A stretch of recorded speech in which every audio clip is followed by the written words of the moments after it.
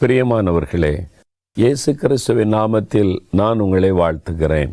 ஆண்டவர் இயேசு அற்புதம் செய்கிற ஒரு ஆண்டவர். வியாதியை சுகமாக்குறது, தேவை சந்திக்கிறது மாத்திரமல்ல, ஒரு குடும்பத்துக்குள்ள ஒரு சந்தோஷம், மகிழ்ச்சி அதை தருகிறவரும் ஆண்டவர் இயேசு. அவர் குடும்பங்களை நேசிக்கிறார். அதனால தான் அவர் எத்தனையோ ஆயிரக்கணக்கான அற்புதங்கள் செய்த போதிலும் முதலாவது அற்புதத்தை ஒரு திருமண வீட்டில் குறைவை நிறைவாக்கி அற்புதம் செய்து மகிழ பண்ணினார். அப்போ ஒரு குடும்பத்தை நேசிக்கிற ஒரு ஆண்டவர், குடும்பத்தை ஆசீர்வதிக்கிற ஒரு ஆண்டவர். ஆனால் இன்னைக்கு நிறைய குடும்பத்துக்குள்ள சமாதானம் இல்லை, ஒரு ஐக்கியம் இல்லை. குடும்பம் ஒரு குட்டி மோட்சமாக இருக்கணும், அதுக்கு பதிலாக நரகமாக இருக்குது. நிறைய பேருக்கு அந்த குடும்ப சூழ்நிலையே பிடிக்கலை. இந்த மாதிரி பாதிப்புகளோடு துக்கத்தோடு வாழ்கிறவங்க தான் குடும்பத்தில் அதிகம்.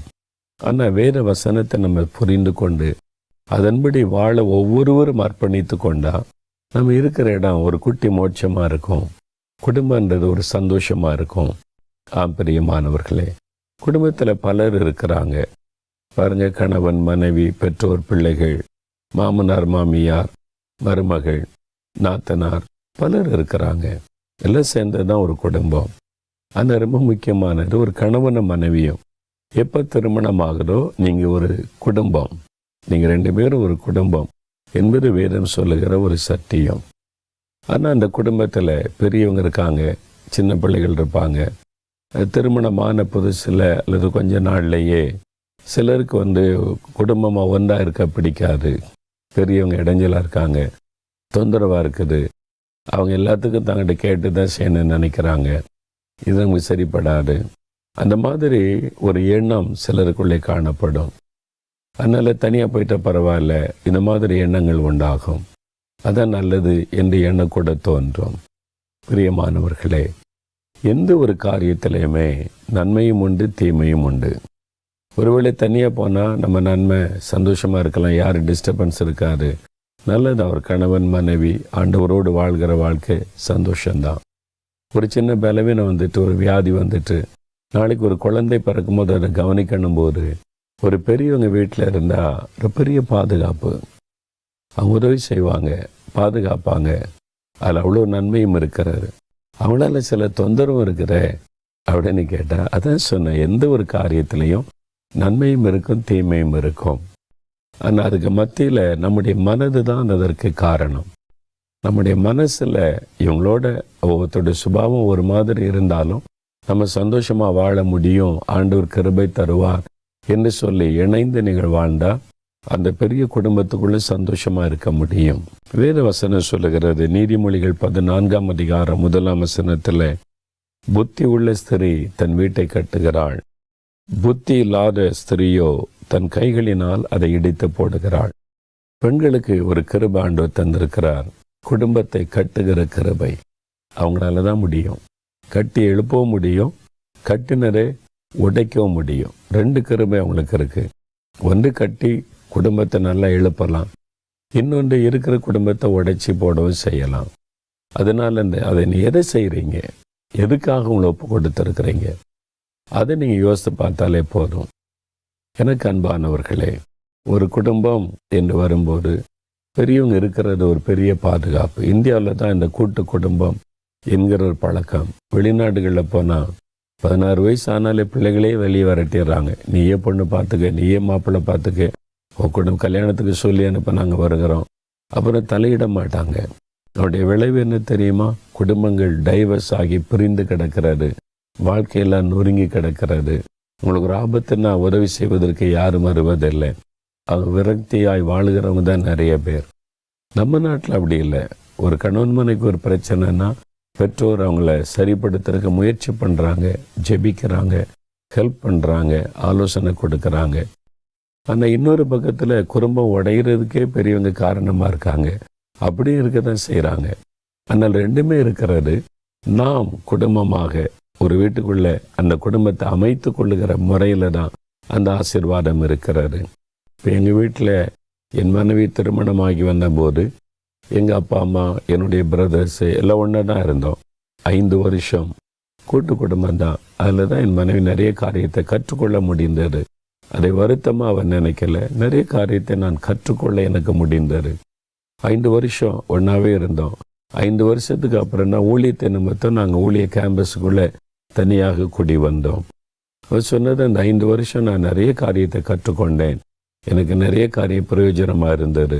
அது என் குடும்ப வாழ்க்கையை தொடர்ந்து நடத்த எனக்கு உதவியாக இருந்தது என்று தன்னுடைய அனுபவத்தில் அவள் சொல்லியிருக்கிறதை நான் அறிவேன். பிரியமானவர்களே, அதனால் ஒரு பெரியவங்களோடு சேர்ந்து இருக்கிறது, எல்லாரோடு சேர்ந்து ஒரு குடும்பமாக இருக்கிறது, கலகலப்பாக இருக்கிறது ஒரு பெரிய மகிழ்ச்சி. ஆனால் அந்த குடும்பத்துக்குள்ளே ஒரு மனம் பாதிக்காதபடி நம்ம சில காரியத்தை விட்டு கொடுத்து மற்றவங்களை புரிந்து கொண்டு அன்பாக இருக்க பழகிட்டாலே போதும். அன்பு தான் எல்லாவற்றிற்கும் மூல காரணம்.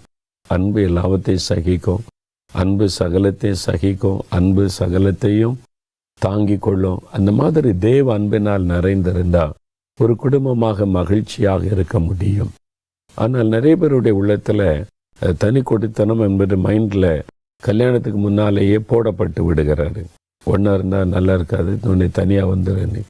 இந்த மைண்டோடு அந்த வீட்டுக்குள்ளே ஒரு பெண் நுழைகிறதுனால எதை பார்த்தாலும் யாரை பார்த்தாலும் தப்பாக தான் தெரியும். தனியாக போகிறதுக்கு என்ன காரணத்தை கண்டுபிடிக்கலாம், அந்த நோக்கம்தான் காணப்படும். அதனால தான் நிறைய குடும்பத்தில் பிரச்சனைகள், குழப்பங்கள். அப்படி இல்லாமல் நம்ம அன்பினால் நம்ம ஏன் சேர்ந்து இருக்கக்கூடாது? இயேசு இந்த குடும்பத்தின் தலைவராக இருக்கிறார். சேர்ந்து ஜெபிக்கலாம், சேர்ந்து மகிழலாம், சேர்ந்து வசனத்தை வாசிக்கலாம் என்கிற அனுபவத்தில் வாழலாம். சில குடும்பத்தில் இருக்கவே முடியாது அப்படின்ற சூழ்நிலை வரும்போது சமாதானமாக நீங்கள் குடும்பமாக நீங்கள் போகிறது நல்லது. சண்டை போட்டு குழப்பம் வந்து போகிறத விட ஒரு சமாதானமாக மகிழ்ச்சியாய், அது உங்களுடைய குடும்ப சூழ்நிலையை பொறுத்தது.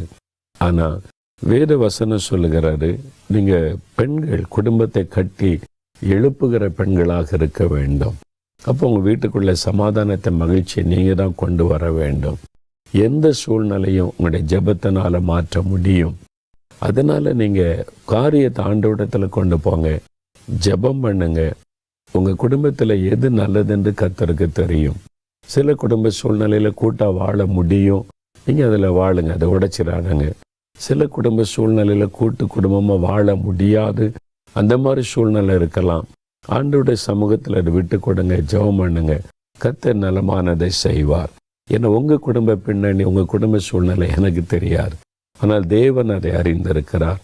ஆனால் குடும்பம்னு வரும்போது கூட்டு குடும்பமாக இருந்தாலும் ஒரு கணவன் மனைவி 2 பேர் ஒரு குடும்பம்.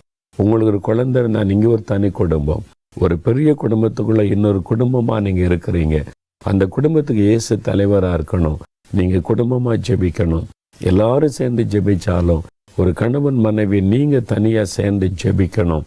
ஆண்டவருடைய கரத்தில் உங்களுடைய குடும்பத்தை அர்ப்பணித்து நடக்கணும்.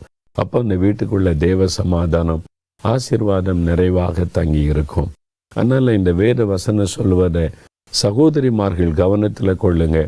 சூழ்நிலையை நீங்கள் புரிந்து கொண்டு ஜெபம் செய்யுங்க. கர்த்தர் அழகாய், அருமையாய், அற்புதமாக உங்களை வழி நடத்துவார். உங்கள் குடும்ப சந்தோஷம் முக்கியம், குடும்பம் கட்டப்படுவது முக்கியம். நீங்கள் இப்போ எல்லாருமே தப்புன்னு பார்க்காதபடி, எல்லாரும் உங்களை நேசிக்கிறவங்க, நீங்கள் எல்லாருக்கும் உங்களுடைய அன்பை காட்டுங்க. அவங்க நேசிக்கிறாங்களே இல்லையோ, நீங்கள் அன்பாருங்க, நீங்கள் கிறிஸ்துவின் அன்பை வெளிப்படுத்துங்க. அப்போ எல்லாருக்குள்ள ஒரு ஒருமனம் உண்டாகும், குடும்பத்தில் ஒரு மகிழ்ச்சி காணப்படும். எல்லாவற்றிற்கும் மேலா கட்டுங்க, தேவ அன்பினால குடும்பத்தை கட்டுங்க, உறவுகளை கட்டுங்க. ஒரு சேர்ந்திருக்கிற ஒரு அன்பு, ஐக்கியம், சந்தோஷம், அதை கட்டி எழுப்புங்க. அதில் தான் வாழ்க்கையில் மகிழ்ச்சியே இருக்குது. யாருமே எங்கள் வீட்டுக்கு வரக்கூடாது, நானும் கணவரும் போகிறோம் அப்படி என்பது கிறிஸ்தவ வாழ்க்கையில் ஒரு கலகலப்பா சந்தோஷமாக மகிழ்ந்திருக்க வேண்டும். அதை ஆண்டவர் விரும்புகிறார். உங்கள் வாழ்க்கையை ஆண்டவரிடத்தில் சீர்தூக்கி பார்த்து ஒப்பு கொடுத்து ஜெபிங்க, கர்த்தர் கிருபை தருவார். நம்ம ஜெபிக்கலாமா? எந்த விதத்திலும் உங்கள் குடும்ப சமாதானம் மட்டும் பாதிக்கப்படக்கூடாது.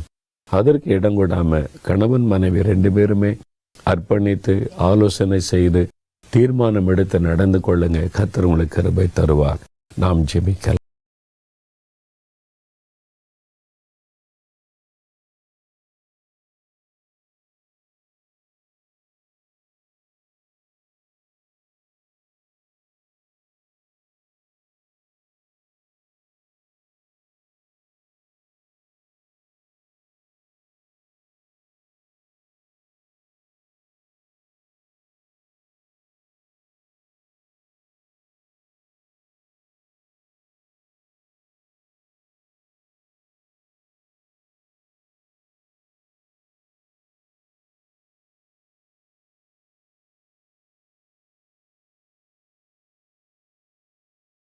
இழந்து விரக்தியோடு வேதனையோடு வாழ்கிற ஒவ்வொரு பிள்ளைகளையும் ஆண்டவர் தொடுவீராக. இன்றைக்கு அவருடைய உள்ளத்தில் இருக்கிற அந்த வேதனைகள்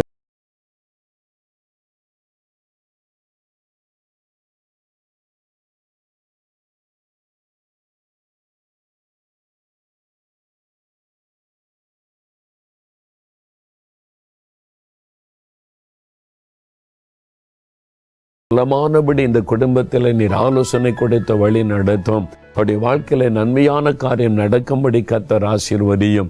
நீர் அப்படி ஆசீர்வதித்த உம்முடைய அன்பிற்காக ஸ்தோத்திரம் ஸ்தோத்திரம் ஸ்தோத்திரம். உம்முடைய தயவுள்ள அன்பின் கரத்தில் உம்முடைய பிள்ளைகளை ஒப்பு கொடுக்கிறேன். இவர்களில் இந்த குடும்பத்தில் என்ன குறைவு இருந்தாலும் ஆண்டவர் அந்த குறைவை மாற்றி ஆசீர்வதியும். கற்பத்தின் கனி இல்லையே என்று குறைவோடு இருக்கிற பிள்ளைகளை தொடும். இயேசுவின் நாமத்தில் கற்பத்தின் கனியை அருளி குழந்தை செல்வத்தை அருளி நீர் ஆசீர்வதிக்க வேண்டும் என்று நான் ஜெபிக்கிறேன். அப்பா, வேலைக்கான வழிகளை திறந்து தாரும்.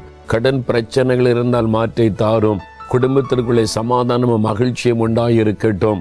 வீட்டில் இருக்கிற பெரியவர்களை ஆசீர்வதியும், சிறு பிள்ளைகளை ஆசீர்வதியும். யாராவது வியாதிப்பட்டு பலவீனப்பட்டு இருந்தால் இயேசுவின் நாமத்தில் சுகம் உண்டாவதாக. இன்று முதல் அவருடைய வீட்டுக்குள்ளே சமாதானமும் சந்தோஷமும் உண்டாகட்டும். ஒரு மகிழ்ச்சியும் ஆசீர்வாதமும் உண்டாகட்டும். கிறிஸ்துவின் அன்பு இந்த குடும்பத்தை ஆளுகை செய்து நடத்தட்டும். ஆண்டவருடைய தழும்புள்ள கரம் தொடுகிறதற்காக உமக்கு ஸ்தோத்திரம். அவருடைய துக்கங்கள் எல்லாம் சந்தோஷமாய் மாறி மகிழ்ந்து